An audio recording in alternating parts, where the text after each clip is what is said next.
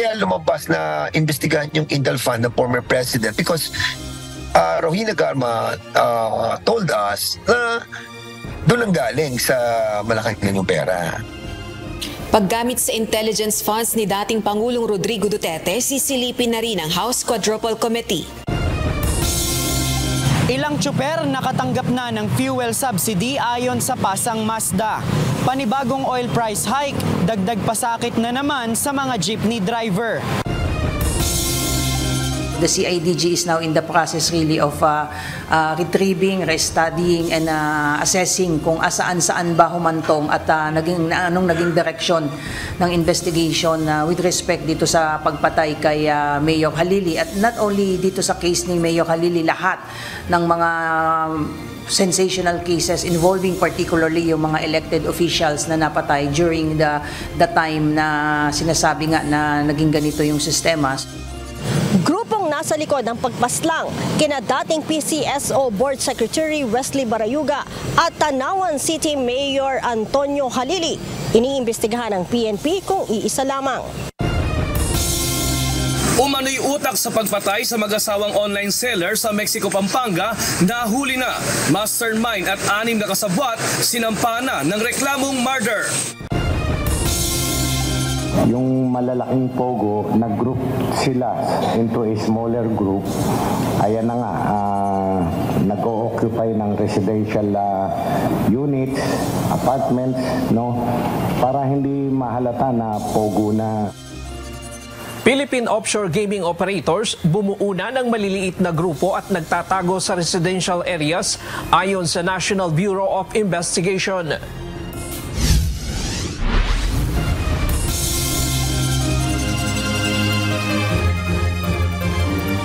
Magandang hapon, Pilipinas at sa buong mundo.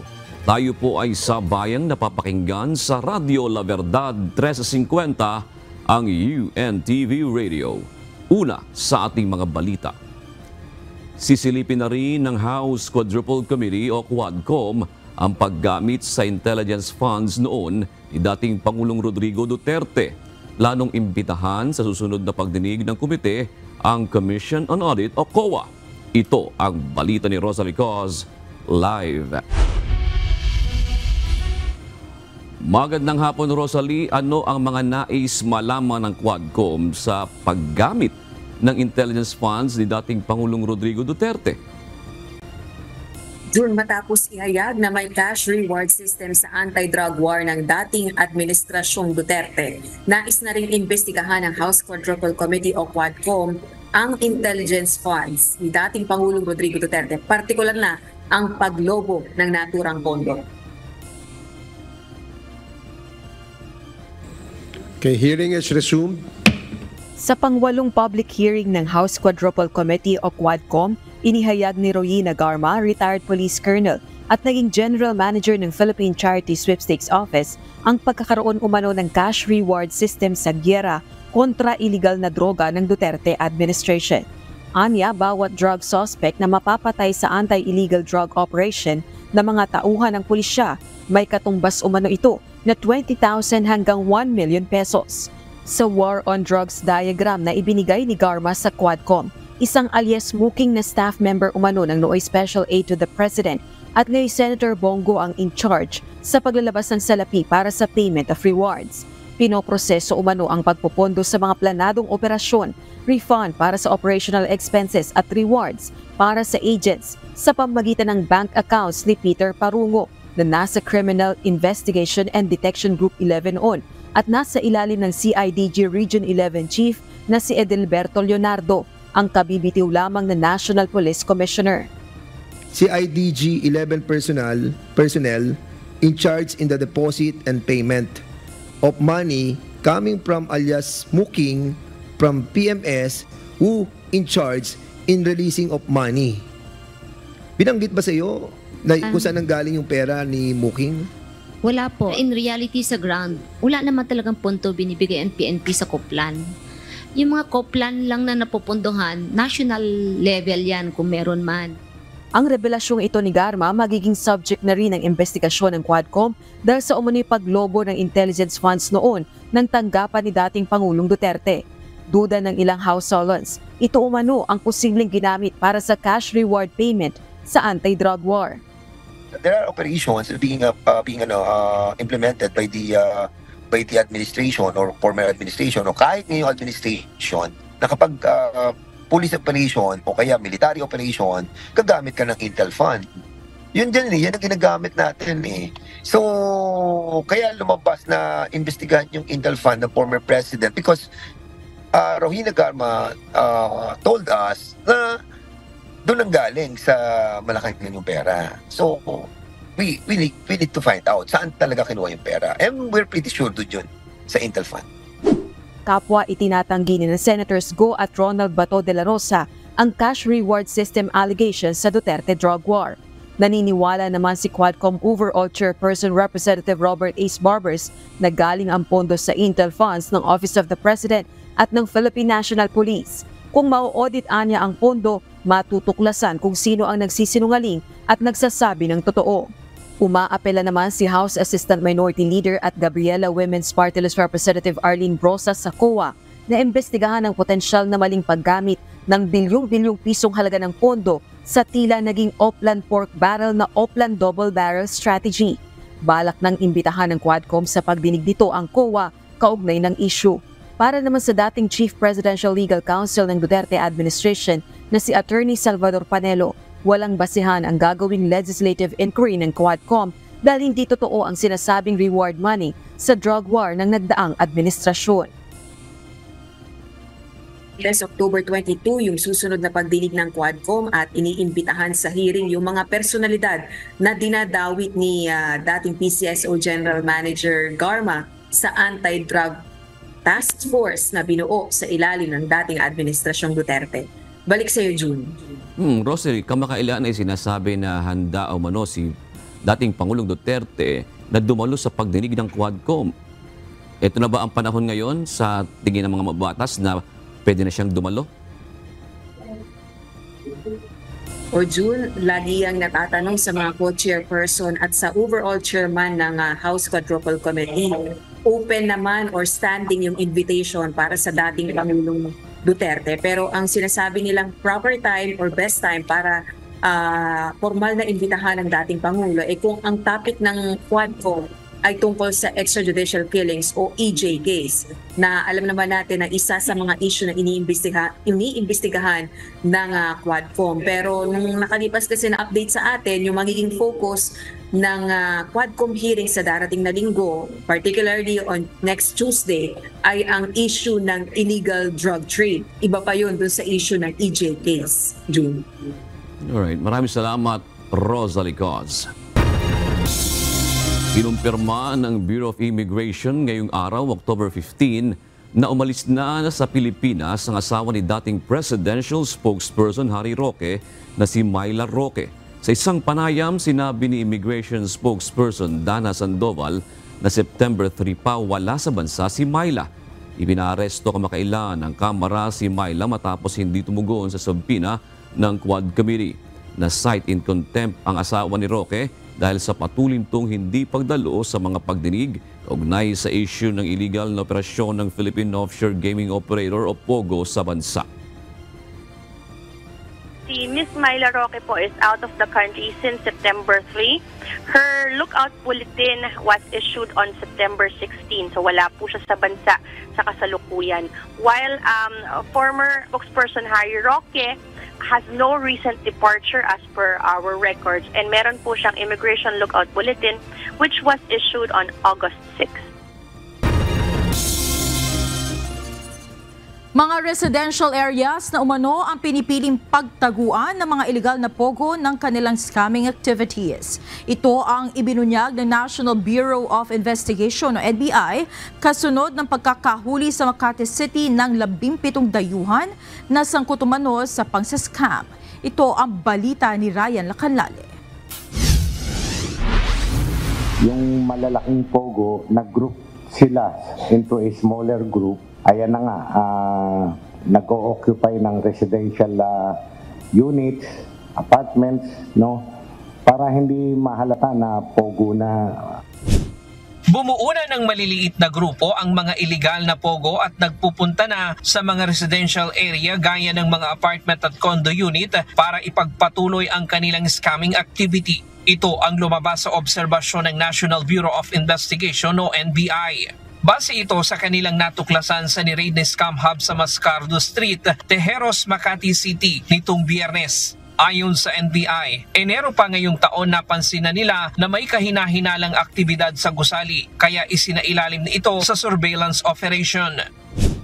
Na-notice namin na itong building na to, despite na may dumarating ng mga sasakyan, walang binababang tao. And then, wala rin yung usual activity sa building. Kung mapapansin natin na apartment yan, usually meron yung mga deliveries from Grab, deliveries from Lazada.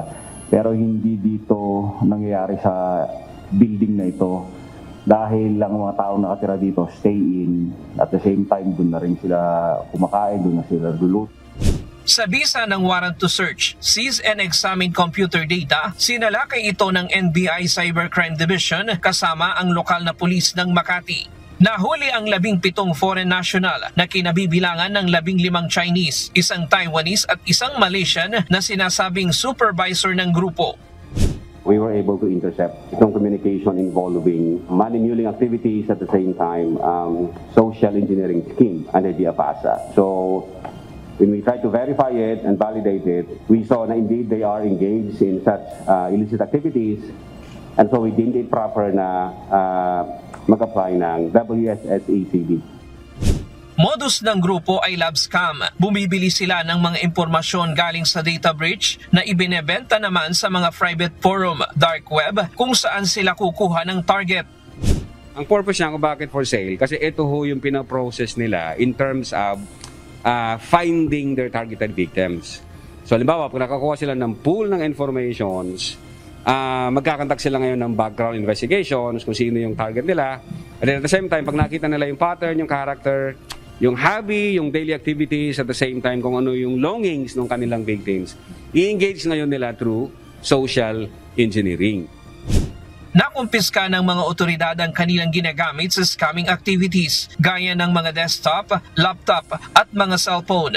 Nahaharap sa kasong paglabag sa RA 12010 o Anti-Financial Account Scamming Act at RA 10175 o Cybercrime Prevention Act of 2012 ang mga sospek na sinasabing sangkot sa malawakang online scamming activities. Wala ring mga dokumento ang mga dayuhan. Ang katwiran nila, isinuko na ang kanilang mga papeles sa Bureau of Immigration para sa voluntary downgrading. Nakikipag-ugnayan na ang NBI sa BI para sa mas malalim na investigasyon sa nahuling mga sospek. Sa nalalapit na deadline na ibinigay ni Pangulong Ferdinand Marcos Jr.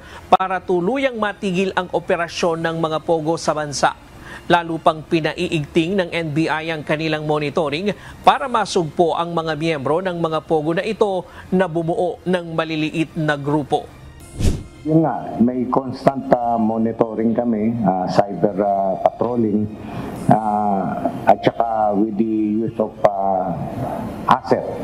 May mga asset tayo na nagbibigay sa atin ng information, kaya natutumbok natin kung nasaan sila, kung saan sila nag-regroup in a smaller group. Ryan Lacanlale, UNTV News and Rescue. Diyos ang aming sandigan, serbisyo publiko ang aming pinahahalagahan. Nasa halos 8 sa 10 Pilipinong botante ang nagpahayag na hindi nila susuportahan ang mga kandidatong tatakbo sa 2025 midterm elections na kasalukuyan o dating kampi sa China.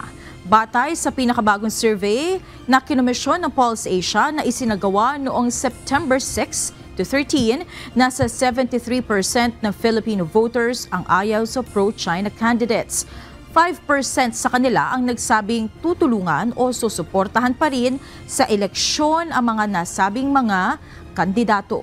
Habang 23% naman ang hindi masabi kung kakampihan ba nila ang mga ito o hindi. Sa isang pahayag, sinabi ni Professor Dindo Manhit, ang CEO at founder ng Strat-Based Group na kinomisyon ng Pulse Asia na isang refleksyon ng interes ng karamihan sa mga Pinoy ang naging resulta ng pag-aaral, kung saan mas prioridad nila ang national security at kinabukasan ng bansa. Umabot na sa mahigit 12,000 na foreign workers ng Philippine Offshore Gaming Operators o POGO sa bansa ang nag-voluntary downgrade na ng kanilang work visa ngayong October 15 deadline. Ito ang balita ni Ryan Lacanlale. Doon po sa online gaming company, siguro mahigit 50% na po ang umalis or nag-downgrade ng mga foreign nationals in general, but majority of that are Chinese nationals. Ngayong October 15, deadline na ng paghahain ng voluntary downgrading ng work visa ng mga foreign national na nagtatrabaho sa Philippine Offshore Gaming Operators o POGO sa Pilipinas. Mahigit 12,000 POGO workers na ang tumugon sa panawagan ng pamahalaan ayon sa Bureau of Immigration o BI. Ayon kay Immigration Spokesperson Dana Sandoval, inaasahang isasara ng ahensya bukas October 16 ang kabuuang bilang ng mga nag-file ng foreign POGO workers habang patuloy na imomonitor hanggang sa katapusan ng taon. Sa voluntary downgrading ng working visa, magre-revert ang isang foreign national sa temporary visitor's visa status. Bibigyan ito ng 59 days kung saan maaari pa silang makapamasyal, mag-ikot-ikot sa bansa. Sa mga nalalabing araw na rin dapat maghanda ang mga foreign national para makabili ng tiket paalis ng Pilipinas. Dagdag pa ni Sandoval, marami na rin sa mga nag-file ng voluntary downgrading ng work visa ang umalis na lang ng tuluyan sa bansa. Binalaan naman nito ang sinumang foreign POGO workers na nagbabalak na manatili ng iligal na magdalawang isip at sumunod sa batas. Nanganganib na papaalis ang mga ito kung mananatili sa bansa at magpaplanong maghanap pa ng anumang trabaho.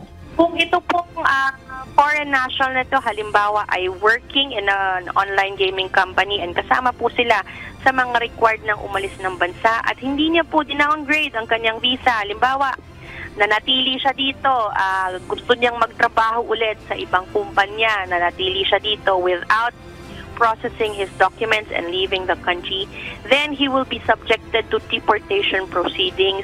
Siya po ay paaalisin ng bansa at mabablacklist at hindi na po mapapayagan na pumasok po muli ng Pilipinas.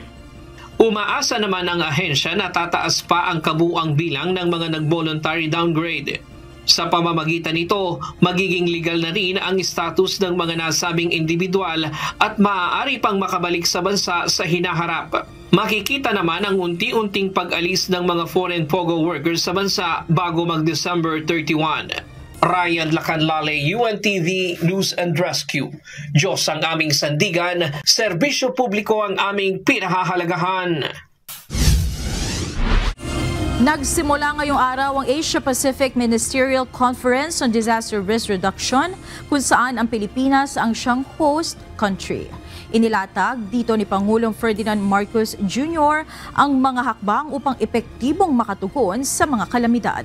Nanawagan din ito para sa isang mas matibay na international legal framework na magsisilbing gabay para sa disaster response measures. Ito ang balita ni Nel Maribuhok. And finally, we must advocate for stronger international legal frameworks that guide disaster prevention and response.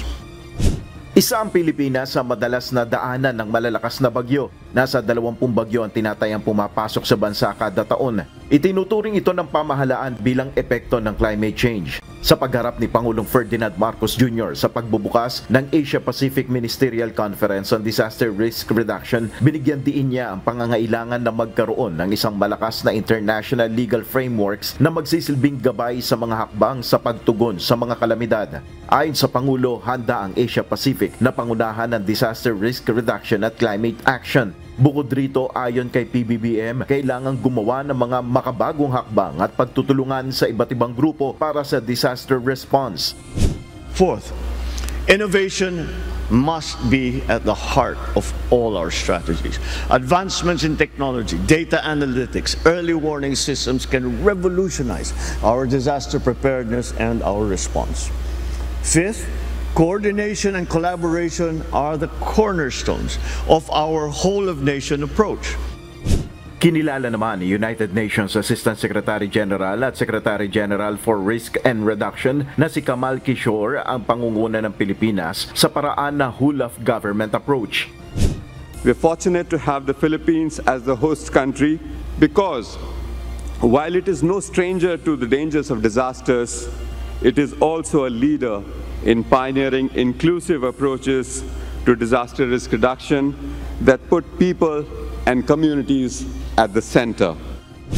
Nasa 4,000 individual mula sa iba't ibang mga bansa ang dumalo sa Ministerial Conference na ang pangunahing layon ay mapabilis sa mga pulisiya at hakbang sa pagbabawas ng risk ng disaster sa mga komunidad, mapababa ang vulnerabilidad ng mga mamamayan at mapataas ang kanilang kapasidad sa paghahanda at pagharap sa epekto ng mga kalamidad. Nel Maribuhok, UNTV News and Rescue, Diyos ang aming sandigan, serbisyo publiko ang aming pinahalagahan.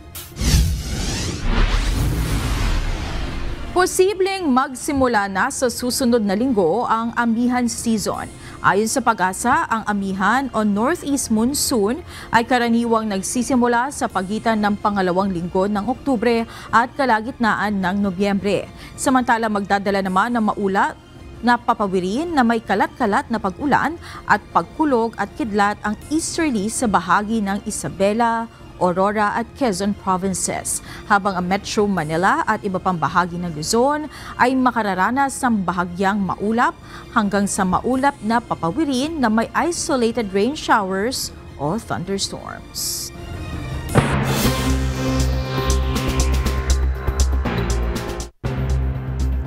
Kinondena ng United Nations ang mataas sa bilang ng mga nasawing sibilyan sa Northern Gaza dahil sa mga pagsalakay ng Israel nitong mga nagdaang araw. Ayon kay UN Secretary General Antonio Guterres, higit 10 tao ang naiulat na nasawi sa isang food distribution center sa Habalia Refugee Camp kung saan nagpapatuloy ang opensiba ng Israeli troops. We are aware of very disturbing reports about an Israeli attack on the grounds of a hospital complex in central Gaza. The Secretary General condemns the large number of civilian casualties in the intensifying Israeli campaign in northern Gaza, including its schools displacing sheltered Palestinian civilians. He strongly urges the parties to the conflict, all parties to the conflict, to comply with international humanitarian law and emphasizes that civilians must be respected and protected at all times. Inihayag ng United Nations Relief and Works Agency na tinamaan ng mga bala ang loob at labas ng nasabing lugar habang may mga taong nag-aabang ng pagkain. Sinabi ng Israeli military na kanilang iniimbestigahan ang insidente at iginiit na ang kanilang operasyon ay laban lamang sa mga teroristang grupo. Patuloy namang umaapela ang UN na protektahan ang mga sibilyan sa gitna ng tumitinding opensiba. Ipinunto nila na naaantala rin ang mga humanitarian aid.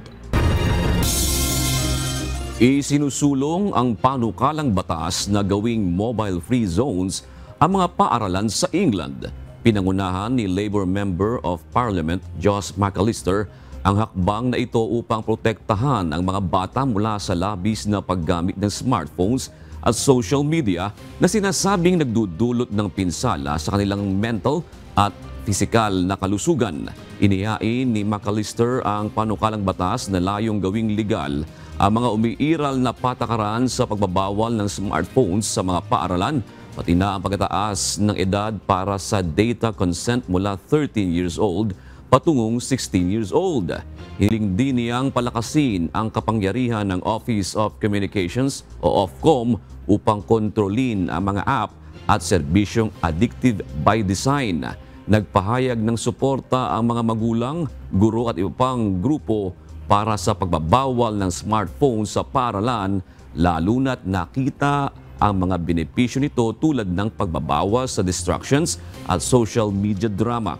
Bagamat may ilang nagsasabi na nakatutulong ang smartphones sa pakisalamuha ng mga bata, nananatiling malakas ang panawagan para sa mahigpit na regulasyon nito. Inanunsyo ni Pangulong Ferdinand Marcos Jr. ang paggagawad ng pardon ng United Arab Emirates sa 143 Pilipino. Sa kanyang post sa social media, sinabi ng Pangulo na nakausap niya sa telepono si UAE President Sheikh Mohammed bin Zayed at nagpaabot siya ng pasalamat sa humanitarian aid na ipinaabot nito sa Pilipinas kasunod ng mga bagyo na tumama sa bansa.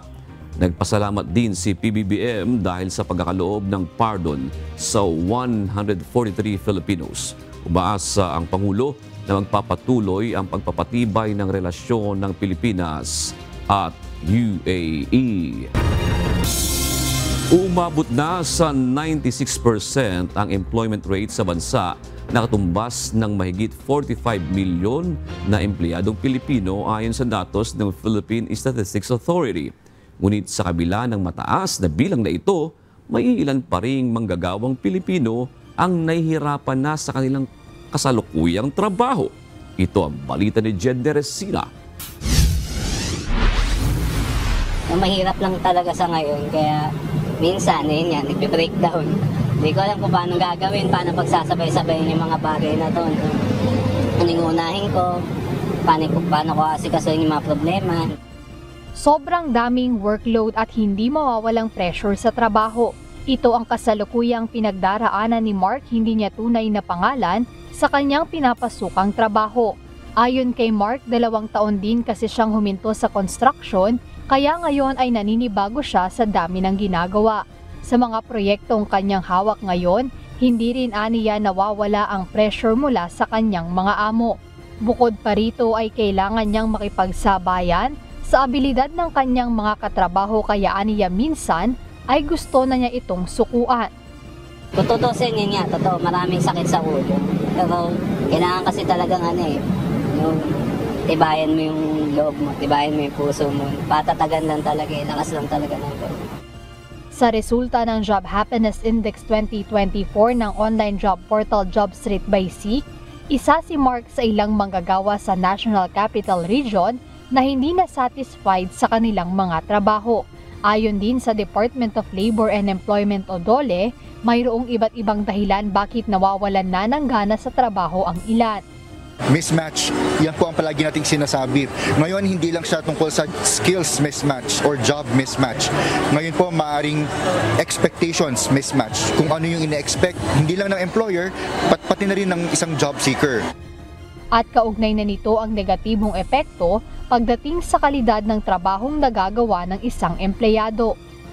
If you're not happy with your job, syempre yung productivity mo, babagsak na siya. Hindi ka na passionate sa ginagawa mo. So if case your boss will ask you to do some work, tapos hindi ka na masaya, your productivity level will go down.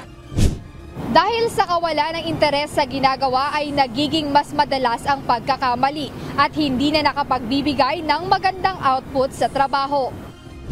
Kaya kaugnay nito, sinabi ni Army Aviñante, isang talent acquisition officer, mahalaga na ang isang empleyado ay masaya sa kanyang ginagawa at maghanap ng inspirasyon para magpatuloy. Bukod dito, kinakailangan din ng mga kumpanya o employer na gumawa at mag-isip ng paraan na makapagpapasaya sa kanilang mga empleyado. Dapat yung company nyo, you have to love your employee as well. How you will love your employee, kailangan may mga activities kayong naka-ready sa kanila. Nowadays, it's Gen Z. So, the activity na kailangan nyong ibigay na sa kanila is yung talagang makakapagpasaya sa kanila. Siniguro naman ng DOLE na mayroon silang kasalukuyang programa katulong ang mga kumpanya sa bansa upang matugunan ang ganitong mga problema ng mga manggagawa. Jed Neresina, UNTV News and Rescue. Diyos ang aming sandigan, serbisyo publiko ang aming pinahahalagahan. Iniimbestigahan na ng Philippine National Police kung isang grupo ang nasa likod ng pagpaslang kay dating Philippine Charity Sweepstakes Office Board Secretary Wesley Barayuga at Tanawan City Mayor Antonio Halili. Alamin ng PNP kung mayroong common denominator sa dalawang kaso, lalo na't mga pulis ang isinasangkot sa mga pagpaslang. Ito ang balita ni Lea Ilagan. This is a sad time definitely for the PNP, for the institution, dahil sa mga lumalabas po ng mga statements and revelations na merong alleged involvement yung some ng mga active PNP personnel dito sa mga kaso po na ito. Individual choice. Ito ang depensa ng Philippine National Police sa umano'y pagkakadawit ng ilang mga aktibong tauhan ito sa mga kaso ng patayan gaya ng Barayuga at Halili slay case. Ayon kay PNP Public Information Office Chief Police Brigadier General Jean Fajardo, walang kinalaman ang institusyon sa mga naging personal na desisyon ng mga itinadawit na pulis. Subalit aminado si General Fajardo na hindi masaya ang pamunuan ng pambansang pulisya sa mga nangyaring ito. Hindi natin ito titignan sa institusyon na pinanggalingan because individual choice ito ng mga pulis eh. Bagamat ang affectation niya ay talagang sa institution, but the institution remains strong. We believe that the institution remains strong. This is a challenging time for the institution, but confident ang PNP leadership na malalagpasan ito. Kaugnay nito, nangako naman si PNP Chief Police General Romel Francisco Marbil na makikipagtulungan sila sa isinasagawang investigasyon ng Kamara at wala silang pagtatakpan. Pasimuni to kung totoo man, we really have to make those people accountable dito sa sinasabing mga illegal activities, not only dito sa mga patayan na sinabi, but of course dun sa sinasabi ni Rowena Garma na alleged reward system na ipinatupad nung previous administration. Kasama sa iniimbestigahan ng binuong komite ng PNP ay kung iisang grupo ang nasa likod ng pagpapapatay kina Barayuga at Mayor Halili. The CIDG is now in the process really of retrieving, restudying, and assessing kung asaan-saan ba humantong at anong naging direksyon ng investigation with respect dito sa pagpatay kay Mayor Halili. At not only dito sa case ni Mayor Halili, lahat ng mga sensational cases involving particularly yung mga elected officials na napatay during the time na sinasabi nga na naging ganito yung sistema. So ito yung ginagawa ng CIDG ngayon. Kasama aniya sa isa sa ilalim sa investigasyon si Captain Kenneth Albotra at kung sino ang mga kasamahan nito. Si Captain Albotra ang pulis na pinangalanan ni dating PCSO General Manager at retired Police Colonel Rowena Garma sa House Quadruple Committee hearing na may kinalaman umano sa pagpaslang kay Mayor Halili. Well, that will be the direction na nagagawin po natin because unang-una ay maliban dito sa kanilang, siya na lang ang active dito sa 5 Albotra na nasa list system natin. So definitely, he will be considered as one of the persons na iimbestigahan po ng PNP. To be fair to him, although sinasabi niya na hindi siya yung tinutukoy, but definitely, he will be questioned with respect to this case po. Bukod dyan, kinumpirma rin ni Fajardo na nakatakda ng sampahan ng kaso ang 6 na individual na idinadawit naman sa pagpaslang kay Barayuga. Definitely sir, ang mga kakasuhan po dito ay siyempre si Lieutenant Colonel Santi Mendoza for admitting during the Quadcom Committee of his knowledge. Bagamat nagsabi siya ng kanyang information, this will not exculpate him from this case po. And of course, yung Nelson Mariano na sinasabing kumontak dito sa sinasabing gunman at of course si Rowena Garma at si Edilberto Leonardo. These are the names and including talks na sinasabing nagbigay ng 300,000 kay Nelson Mariano. These are the names I understand na kasama doon sa complaint na isasampa ng CIDG and of course other John Does and Jane Does po. Tiniyak ni General Fajardo na bagamat walang deadline sa isinasagawang investigasyon ay hindi ito patatagalin ng PNP upang agad na matuldukan ang kaso at mabigyan ng hustisya ang nangyaring pagpaslang sa mga biktima. Binaril ng isang sniper si Mayor Halili habang nasa flag raising ceremony noong umaga ng July 2, 2018.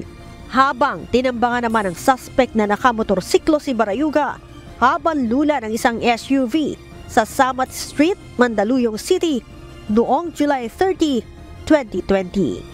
Leia Ilagan, UNTV, News and Rescue. Diyos ang aming sandigan, serbisyo publiko ang aming pinahahalagahan.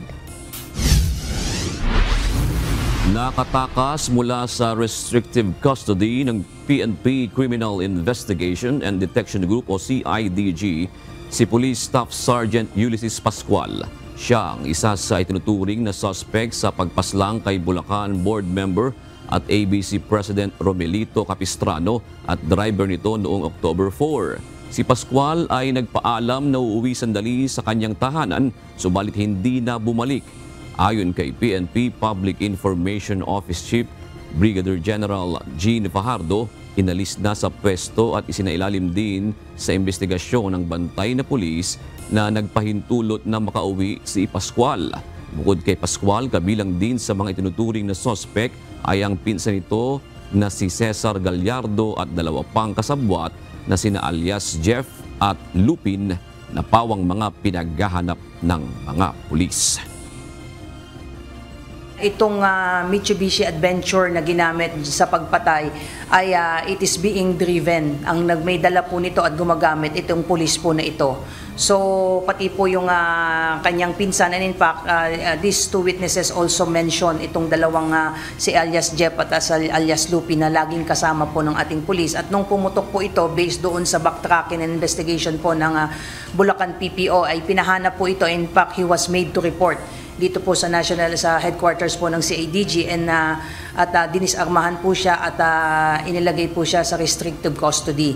However, nagpaalam daw po ito doon sa duty custodial na uuwi lang sandali at babalik, at subalit hindi na po siya bumalik.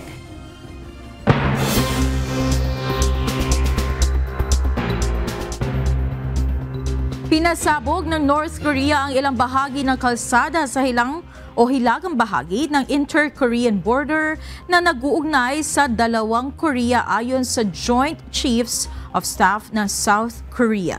Nagbigay ng babala ang South Korea na naghahanda ang North Korea na pasabugin ang mga kalsada kasunod ng tumataas na tensyon sa pagitan ng dalawang bansa. Inakusahan ng North Korea ang South Korea ng pagpapadala ng drones sa Pyongyang at nagpakalat umano ng anti-North leaflets na itinuturing nilang serious provocation o pang-uudyok. Pinangunahan ni North Korean leader Kim Jong-un ang pulong nitong Lunes upang talakayin ang hakbang laban sa sinasabing paglabag ng South Korea sa soberanya ng North Korea. Ipinadala ng China ang dalawang bagong panda diplomat patungo sa National Zoo sa Washington, D.C. matapos ang 24 na taong hindi nakapagpadala ng mga panda. Sina Bao Li at Ching Bao, parehong 3 taong kulang, ay lumipad sakay ng Panda Express, isang espesyal na FedEx cargo jet mula sa Dujiangyan, China. Ipinahayag ng China Wildlife Conservation Association na handa ang mga kinakailangan pagkain at gamot para sa biyahe ng mga panda. Inihanda naman ng National Zoo ang kanilang panda exhibit bilang bahagi ng Panda Conservation Program. Naging simbolo ng pagkakaibigan ang panda diplomacy sa kabila ng tensyon sa pagitan ng China at Amerika. Ang mga panda ay ipahihiram sa National Zoo ng 10 taon upang suportahan ang panda conservation efforts sa China. Aabot sa halos 3 piso ang itinaas sa presyo ng mga produktong petrolyo ngayong araw. Kaya ang ilang tsuper problemado na naman sa kanilang kita. Ngunit may ilan umano ang nakatanggap ng fuel subsidy ayon sa transport group na Pasang Mazda. Ito ang balita ni JP Nunez. Dumating na ang fuel subsidy namin ngayon. Pag-check na kami, meron ng mga load. Kasabay ng pagtaas ng presyo ng mga produktong petrolyo ngayong araw, pumasok na rin umano ang fuel subsidy sa ilang mga tsuper ng jeep. Ayon sa National President ng Transport Group na Pasang Mazda, meron ng nasa 45 na mga tsuper at operator nila ang nakatanggap ng ayuda. 10,000 pesos sa mga modern jeepney at 7,000 pesos naman sa mga tradisyonal na jeep. Malaking tulong na anya ito dahil ang ayuda ay maiibsan na ang gastos sa krudo ng mga tsuper. Kung meron kang 7,000, mga isang bang mo magagamit yan, 300 3 pesos lang. Sabihin natin na 3 times mga 120 pesos. Yun yung sinasagot ng fuel subsidy araw-araw. Kanya tatagal po yan. Kung mayroon ka 5,000, tatagal po yan ng mga siguro 2 buwan. Sinubukan ng UNTV na hinga ng impormasyon ang Land Transportation Franchising and Regulatory Board o LTFRB kung gaano na karaming tsuper ang napadalhan ng ayuda, pero wala pa silang tugon. Noong nakaraang Abril, sinabi ng Department of Budget and Management o DBM na meron na silang pondong na download sa Department of Transportation o DOTR kaugnay ng fuel subsidy. 2.5 billion pesos ang inilaang pondo para rito na mapapakinabangan ng mga public transport drivers at operators kung saan kasama rin sa target beneficiaries ang mga tricycle driver at delivery riders. Samantala, ayon sa ilang mga tsoper ng jeep, panibagong pasakit na naman ang oil price hike ngayong araw. Ang kita na imbis na maiuwi na nila sa kanilang mga pamilya, napupunta pa sa gastos sa diesel. Nahirapan na rin din gastos. Tapos, konti lang din pasaheros. So, mabigat kasi tumaas ng 2 piso tapos pagbaba pa, konti-konti lang. Halos mapupunta lang sa diesel yung bawat kita namin. Parang pinakakagat lang kami, bababa, mga 1 linggo. Piso. Tapos pag nagtaas sila, 2 piso o 150, mas lamang pa yung tinataas nila. Parang pinaglululoko na lang yung taong bayan Panawagan ng mga tsuper, sana lahat ng mga public transport driver ay nasisiguro ng gobyerno na nabibigyan naman ng ayuda. Mahalaga para sa amin yan, kaya lang hindi naman lahat nabibigyan. Katulad sa akin, meron naman akong tawid pasada. Pag inaano ko sa bangko, wala naman laman. Hindi parehas. Kailangan sana, kung medyo matagal pa, parang wala lang. Magantay-antay lang muna. Batay sa abiso ng mga oil company, nasa 2 pesos and 70 centavos ang dagdag sa kada litro ng diesel, habang 2 pesos and 65 centavos naman sa kada litro ng gasolina. At meron ding 2 pesos and 60 centavos na taas presyo sa kada litro ng kerosene. Nasa 5 piso na din ang nadagdag sa kada litro ng diesel sa loob ng 4 na linggong serye ng oil price hike. Sa ngayon, umaabot sa 55 to 60 pesos o higit pa ang kada litro ng diesel sa mga gasolinahan. JP Nunez, UNTV, News and Rescue. Diyos ang aming sandigan, serbisyo publiko ang aming pinahahalagahan.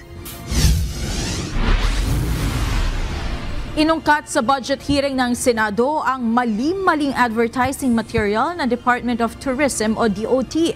Kinwestiyon din sa pagdinig ang paglalagak ng pondo para sa mga infrastruktura kaugnay ng turismo. Ito ang balita ni Asher Kadapan Jr. It says, love the Philippines, Banaue Rice Terraces, Benguet. You know, if there's anything that really triggers me, it's really misinformation and wrong knowledge. Right? We know very well that the Banaue Rice Terraces does not belong to Banaue. Pinuna ni Senador Loren Legarda ang lumabas na maling impormasyon sa isang poster ng Department of Tourism o DOT sa Ninoy Aquino International Airport o NAIA noong Hulyo. Kasabay ito ng pagdinig ng Senado sa panukalang 2025 budget ng ahensya. Paliwanag ng DOT, ginawa ito ng isang advertising agency, ngunit agad rin nila itong ipinatanggal. This was a most unfortunate oversight. This was the DOT branding unit, Madam Chair, which outsourced the placement of the erroneous advertorial material. And so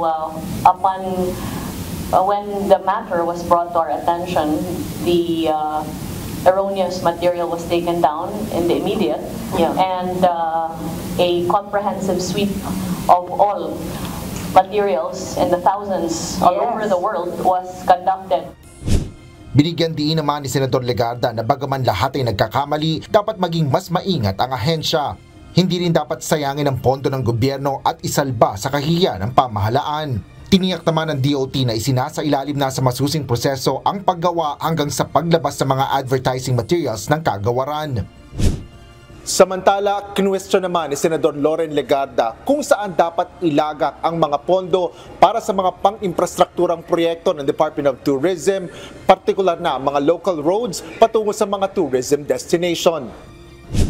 Ayon kasi sa Department of Budget and Management o DBM, dapat nasa ilalim ang mga proyektong ito sa pondo ng Department of Public Works and Highways o DPWH na siyang infrastructure implementing arm ng gobyerno. Ngunit hindi aprobado ng DPWH ang mga proyekto para sa mga bagong kalsada para sa taong 2025 dahil kakain naman ito ng limitado lang na pondong inilaan sa ahensya.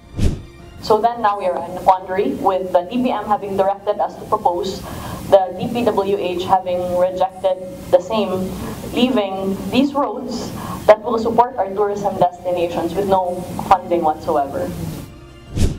Bunsod nito, nais klaruhin ngayong linggo ni Senador Legarda kung saan dapat ilagak ang pondo para sa mga infrastructure projects na may kinalaman sa turismo. Sa kabila nito, pasado na rin sa Senate Committee ang panukalang budget ng DOT at attached agencies para sa deliberasyon sa plenaryo. Asher Cadapan Jr., UNTV News and Rescue. Diyos ang aming sandigan, serbisyo publiko ang aming pinahalagahan. Arestado na ang sinasabing utak sa pagpatay sa mag-asawang online seller sa Pampanga. Ang nahuling sospek ay sinampahan na ng kaukulang reklamo pati ang 6 pang mga sospek sa krimen. Ito ang balita ni Nestor Torres live. Magandang gabi, Nestor. Na-establish ba kung ano ang motibo sa pagpatay sa mag-asawa? Yes, Jun, lumalabas ka na hindi nabayarang utang at posisyon sa negosyo ang lumalabas na motibo ng pamamaslang sa mag-asawang online seller sa Pampanga. Nadakip sa magkakahiwalay na operasyon sa Nueva Ecija at Pampanga ang 7 suspects sa pagpatay sa mag-asawang online seller na sina Arbin at Lerma Lulu na pinagbabaril ng riding in tandem criminals sa Mexico, Pampanga nitong October 4. Kabilang sa mga naresto ang 2 gunmen na nahuli sa Gapan, Nueva Ecija nitong linggo at ang middleman na nadakip nitong Lunes. Kaninang alas 8 ng umaga, nahuli naman sa Apalit, Pampanga ang sinasabing mastermind sa pamamaslang na si Anthony Limon Kawagasi, isa ring online seller na kasamahan ng mga biktima sa negosyo. Base sa mga nakalap na impormasyon ng pulisya, hindi nabayarang utang ng mga beauty products at negosyo ang naging motibo sa pamamaslang sa mga biktima. Ayon sa ating yung ebidensya hawak, yung 13 million na yun ay ayaw niyang bayaran, ng mastermind, and at the same time, yung kasing mag-asawa, sila yung nasa top nung yung tinatawag nating exclusive distributor ng online products, At yung ating suspect na mastermind ay engaged din sa online products. So kung mawawala yung mag-asawa, siya na yung magiging exclusive distributor. At the same time, mawawala pa rin yung utang. Pesos ang utang ng mastermind sa mag-asawang online seller. 2 araw bago mangyari ang pamamaslang, nag-issue pa umano si Kawagasi ng 11 million pesos na tseke bilang pambayad, ngunit tumalbog ito. Kaya't nagpasya umano ang suspect na ipapatay ang mga biktima at nagbayad pa ng 900,000 pesos sa middleman at mga gunmen. Based po doon po sa natin, sa mastermind, ang na-release niya na pera is 900,000. So, nagbigay siya doon sa middleman kay a certain Rolly, binigay niya yung 900,000, and then nagpauna ito si Rolly ng 100,000 panggastos nila sa surveillance, and then nung matapos, binigay niya yung 400,000. Ang napapunta po, bali lahat doon sa mga gun for hire is 700. Tapos yung si Rolly, yung middleman, nasaan niya yung 200. Na-recover naman ng pulisya ang 2 baril na ginamit umano sa pamamaslang sa mga biktima, kasamang isang granada, samurai sword 204,000 na cash na natira sa binayad sa mga suspect at ang mga tumalbog na tseke na nagkakahalaga ng 11 million pesos, pati na rin ang mga jacket na ginamit ng gunmen at ID. Sinampahan na ng reklamong double murder si Kawagasi at 6 pang mga suspect. Pero bagamat case closed na ang pamamaslang sa mag-asawa, patuloy umanong mag-iimbestiga ang pulisya dahil sa nakuwang impormasyon na kabilang sa isang malaking grupo ang 2 gunmen na nakontrata sa pagpatay sa mag-asawang biktima. Rest assured that our investigation will not stop from here. Tuloy-tuloy pa yung ating investigation kasi yung kanila revelation, meron pa silang involvement sa more than 12 killing or murder incidents. And we want to dig deeper. Jun, sa ngayon nga, ito nga sinasabing pagkakautang ay yung 13 million pesos na pagkakautang na naging motibo rin ng pagpatay na hindi nabayaran. Ito yung mga beauty products na kinuha umano dito sa 2 mag-asawa. Itong mag-asawa na biktima nitong Anthony na mismong mastermind sa pamamaslang sa Mexico, Pampanga. June. Maraming salamat, Nestor Torres. Paalala po sa mga manonood, ang susunod na balita ay may sensitibong tema at gabay po ng magulang ay kinakailangan. Viral ngayon sa social media ang pananakit ng isang estudyante sa kapwa estudyante sa Pasig City. Sa video makikita na makailang ulit na sinaktan ng isang binatilyo ang kapwa estudyante habang nakaluhod sa kanyang harapan. Ito ang balita ni Alan Manansala. Nagbigay na ng pahayag ang lungsod ng Pasig hinggil sa isang viral video na kumakalat sa social media ngayon. Ayon sa Pasig LGU, hindi nila kinukonsinti ang anumang uri ng pangbubuli sa kanilang lugar. Nakikipag-ugnayan na umano sila sa Schools Division Office ng Pasig na may pangunahing jurisdiksyon upang imbestigahan, lutasin at magreseta ng karagdagang mga interbensyon upang tugunan ang pambubuli sa loob at labas ng paaralang kinasasangkutan ng mga estudyante sa viral video. Sa video, makikita ang isang nakaputing binatilyo na kinakausap ang isang estudyante na nakaluhod sa kanyang harapan. Maririnig din ang isang boses na paghingi ng pasyensya sa kanya umanong ginawa. Pasensya ka sa ginawa ko. Ngunit hindi nagtagal, agad na nakatikim ng pananampal ang estudyanteng nakaluhod mula sa binatilyong nakaputing damit at sombrero sabay sabing, "Maayos ka ha?" At agad pa itong nasundan ng pananapak sa muka. Bukod sa estudyanteng nakaluhod, makikita din sa video ang ilan pang mga estudyante na nakapaligid habang pinapanood ang ginagawa ng lalaking nakaputi. Maririnig din ang mga boses ng ilan pang mga kalalakihan na nasa paligid. At sa ikatlong pagkakataon, muling nakatikim ng suntok sa muka ang estudyante. Sa impormasyon, nangyari ang insidente sa Carucho Street, Barangay Kanyugan, na kinasasangkutan ng estudyante at pawang minor de edad. Ayon sa nagpakilalang ina ng sinaktang estudyante na si Michelle Legaspi, hindi aniya matanggap ang sinapit ng kanyang anak. Nakahanda umano siyang idaan sa legal na usapan. Ang viral video ay nag-ugat umano sa kumakalat na malalaswang usapan sa pagitan ng kasinta ng sospek at ng biktima. Sinusubukan na ngayon ng UNTV News na kunan ng pahayag ang magkabilang panig ukol dito. Alan Manansala, UNTV News and Rescue. Diyos ang aming sandigan, serbisyo publiko ang aming pinahahalagahan.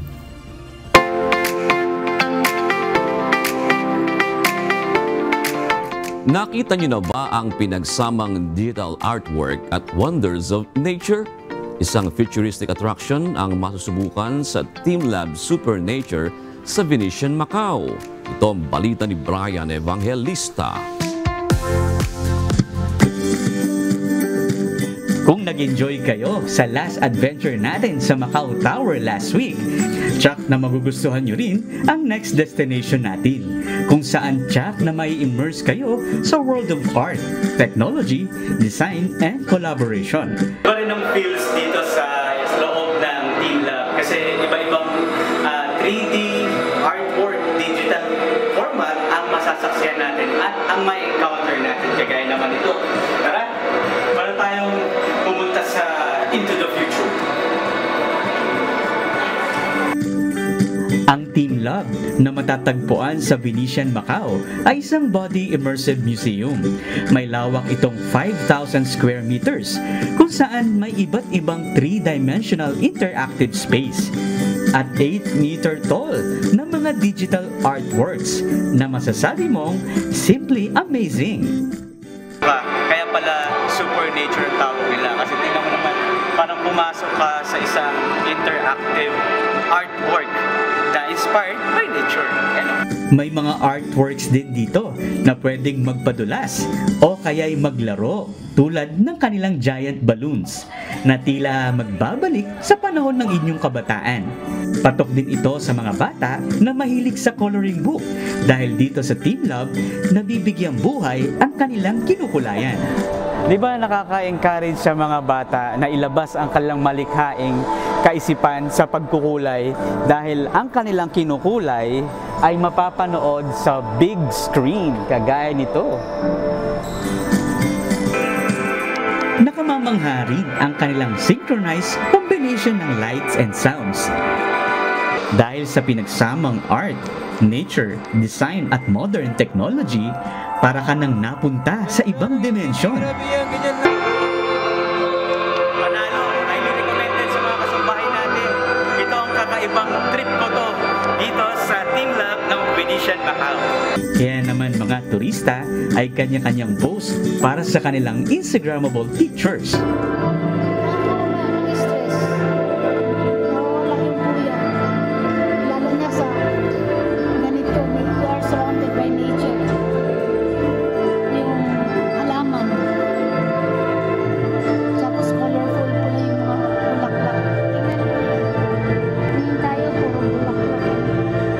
Agaw pansin din ang mga photos na maaring magawa sa kanilang floating flower garden.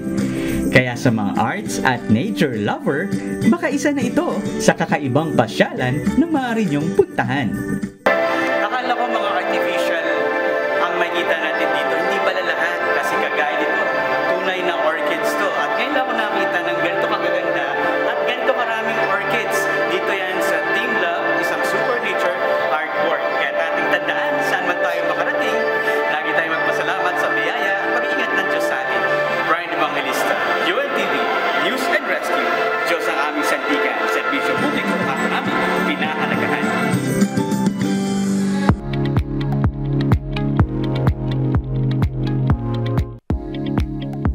Sa ikatlong pagkakataon, muling nakapag-perform ang KDR artist na Letters from June sa Wishdate concert kung saan nanood at nagpakita rin ng suporta ang kanilang fans. Ito ang balita ni Jet Teresina.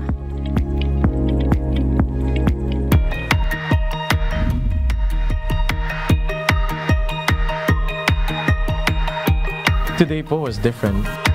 I think the first time we went out the stage, I heard people screaming LFJ and grabe may sumisigaw pa na LFJ sa gilid. Tapos sabi ko po, wow, so crazy. Another memorable experience. Ganito ang pakiramdam ng KDR music artist na Letters from June sa katatapos na Wishdate Solace. Ayon sa lead guitarist ng banda na si RV, bagamat ito na ikatlong bahagi ng kanilang kakaibang concert experience, ibang-iba ito kumpara sa mga nakaraan nilang performance. Malaki rin aniya ang naiambag ng suporta ng kanilang fans na nagsilbing motivation sa kanila. We want to say thank you to all of our fans who attended. Sobrang ramdam namin yung support nyo and iba-iba talaga siya sa mga ibang Wishdate because finally there are people who came here to watch us and meron ding nagbigay ng mga gifts and show their appreciation in other ways. We love you guys so much. Thank you. Bukod sa fans, present din noong linggo ang kanilang mga magulang, kaya super inspired sila. Siyempre po, full support kami sa aming mga anak. Tsaka alam namin 100% ang Letters from June ay mababait na bata at pwedeng idolize ng mga kabataan. Ito ang unang pagkakataon na tumugtog ang Letters from June sa Mall of Asia Arena, kaya halong kaba at excitement ang naramdaman ng bawat isa sa kanila. Para sa bassist ng banda na si Dane, malaking bagay ang suportang nakukuha nila mula sa kanilang mga magulang, maging sa kanilang fans. Hindi ko alam na first row sila ng VIP section. And I was just looking at my mom and my dad. And sabi ko, okay, gagawin ko na lang to for them. Para kasi I'm gonna give them a show. So ayun, thank you for the support kasi hindi namin to maaabot without you guys, even the fans. Kasi hindi naman namin kaya yung 1,000 streams na kami lang. Yeah. It's you guys, so thank you po. Bukod sa pisikal na suporta sa concert, nakapagpapalakas din sa loob ng banda ang words of encouragement mula sa kanilang mga magulang. It was one of the first times na naalala ko that my mom said, I'm proud of you and that I was good, that I did great. And it's like such a moment to really remember and to delve on whenever I'm feeling down and whenever I'm doubting myself. And we just want to thank you and for all your sacrifices for us. Thank you so much. I love you. Thank you so much. Ayon sa Letters from June, ang suportang kanilang natatanggap ay magsisilbing inspirasyon sa kanilang grupo para sa mga susunod nilang projects and performances. Dagdag pa ng grupo bago matapos ang taon ay magkakaroon silang muli ng bagong kanta na dapat abangan ng kanilang fans. Nagpasalamat din ang LFJ sa KDR Music House sa tiwala at suportang ibinibigay sa kanila. Thank you for trusting us sa potential namin kasi yun po, sobrang grateful lang po kami. Thank you for not giving up. 3 months have passed and a lot has happened already. And parang the amount of, sabi ni Dane po, the amount of trust that the management has given us, and of course our production staff, to Direk Arnold, to Kuya Daniel Roson, to GMJ for giving us, for trusting us that we can perform in these big events. Grabe po. Kaya parang kung sila nagtitiwala sa amin, ba't hindi kami magtitiwala sa sarili namin? Jed Niresina, UNTV News and Rescue. Diyos ang aming sandigan, serbisyo publiko ang aming pinahahalagahan.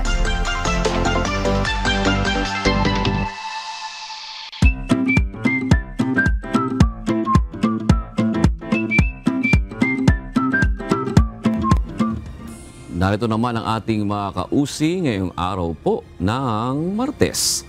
Salamat po at shoutout kina Adorio Maregme, John Marosel at Eileen Sapong. Ganun din kay Edwin Agawin, Fabiana Alba at Ramil Ramirez. At mga kasambahay, kung may mga istorya po kayong nais balikan sa Ito ang Balita, pwede nyo po ito muling mapanood sa aming mga official social media account. Magtungo lamang po sa UNTV News and Rescue YouTube channel at i-click ang subscribe button. Gayon din sa aming Facebook at TikTok accounts. Mapapanood nyo rin po rito ang iba pang news programs ng UNTV, pati na ang iba pang video ng nag-iisang public service channel. Kaya subscribe, like, and share. Narito naman ang salita ng Diyos na ating sandigan mula sa aklat ng Awit 34:18 hanggang 19 na nagsasabi, ang Panginoon ay malapit sa kanila na may bagbag na puso at inililigtas ang mga may pag-isising diwa. Marami ang kadalamhatian ng matuwid, ngunit inililigtas ng Panginoon sa lahat.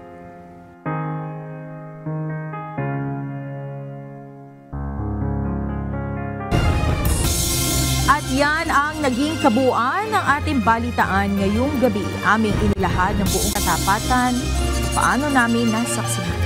Kayo po'y makapagtitiwala na ang aming nakita at narinig, ang aming ibinabalita. At dito po sa UNTV, Diyos ang aming sandigan, serbisyo publiko ang aming pinahahalagahan. Magandang gabi po.